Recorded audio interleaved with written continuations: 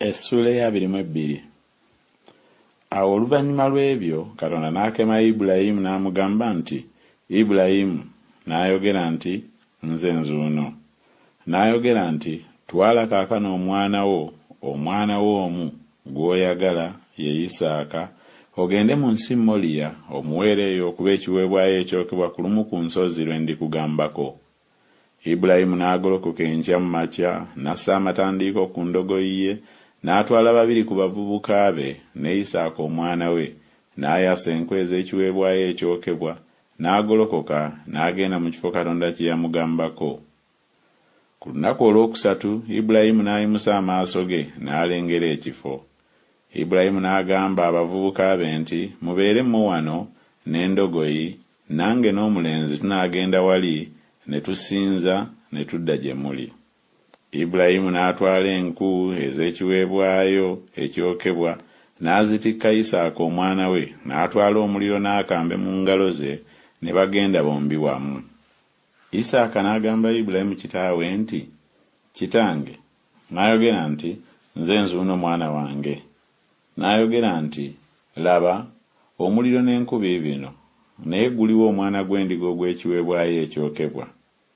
Ibulayimu n'ayogera nti, Katonda aneefunira omwana gw'endiga ogw'ekiweebwayo ekyokebwa mwana wange. Kale ne bagenda bombi. Ne batuuka mu kifo Katonda we yamugamba. Ibulayimu n'azimbira eyo ekyoto, n'atindiikira enku, n'asiba Isaaka omwana we, n'amugalamiza ku kyoto ku nku. Ibulayimu n'agoola omukono gwe, n'addira akambe okutta omwana we. Ne malayika wa Mukama n'amukoowoola ng'ayima mu ggulu, n'ayogera nti, Ibulayimu, Ibulayimu. N'ayogera nti, nze nzuuno. N'ayogera nti, tossa mukono gwo ku mulenzi, so tomukolako kantu. Kubanga kaakano ntegedde ng'otya Katonda, kubanga tonnyimye omwana wo omu. Ibulayimu n'ayimusa amaaso ge, n'atunula, era laba, ennyuma we endiga ensajja ng'ekwatiddwa mu kisaka n'amayembe gaayo. Ibulayimu n'agenda n'atwala endiga, n'agiwaayo okuba ekiweebwayo ekyokebwa mu kifo ky'omwana we. Ibulayimu n'atuuma ekifo kiri erinnya lyakyo Yakuwayire, nga bwe kyogerwa ne leero nti, ku lusozi lwa Mukama kirirabwa.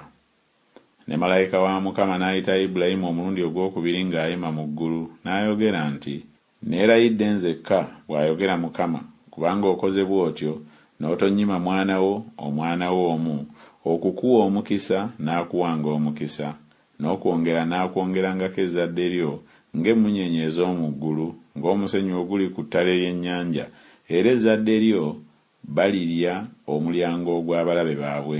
Era mu zzadde lyo amawanga gonna ag'omu nsi mwe galiweerwa omukisa, kubanga owulidde eddoboozi lyange. Awo Ibulayimu n'addayo eri abavubuka be, ne bagolokoka, ne bagenda bonna wamu e Beeruseba. Ibulayimu n'atuulanga mu Beeruseba.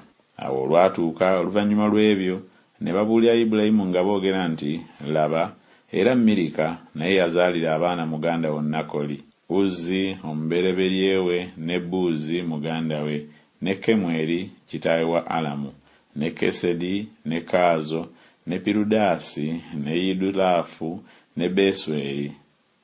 Besweri n'azaala Lebbeeka. Abo 8 Mirika yabazaalira Nakoli muganda wa Ibulayimu. N'omuzaana we erinnya lye Lewuma, era naye n'azaala Teba, ne Gakamu, ne Takasi, ne Maaka.